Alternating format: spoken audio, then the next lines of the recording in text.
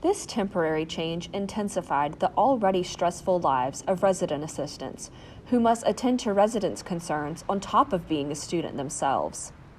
The university's director of residence education says, "This decision to give RAs roommates was a tough one, and this is something they'd rarely ever do unless absolutely necessary."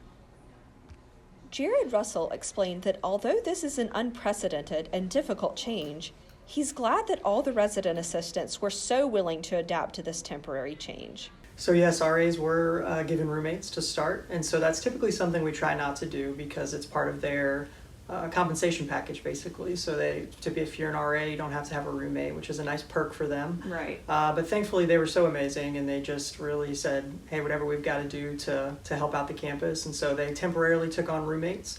And again, that was about 2 weeks that they had a roommate, and we made those students aware that it was a temporary location for them.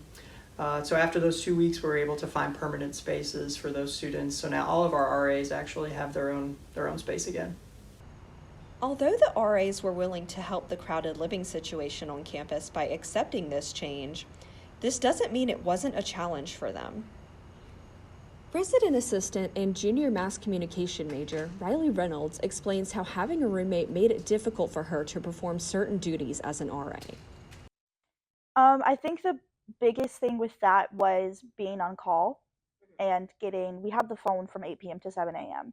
And people will call the phone all night long until 7 a.m. So when people call and I'm trying to get information from them, it's very hard to keep that confidentiality because my roommate is in the room and it's the middle of the night. And because I am in Thompson, there's not really an area in the hall that I can go out into the hallway to take that phone call without disturbing the people around me because the doors in that hall are very thin.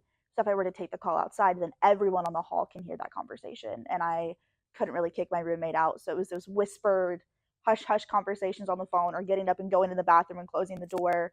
So it was a very weird, you kind of had to take each situation as it came to you. I did have a resident knock on my door in the middle of a crisis, and I did have to ask my roommate to leave, and she was in the middle of doing something. And she didn't hold that against me. Thank God I got really lucky with her. But it was definitely a situation of me having to constantly kick her out of the room. For the Palmetto Report, I'm Kimberly Bench.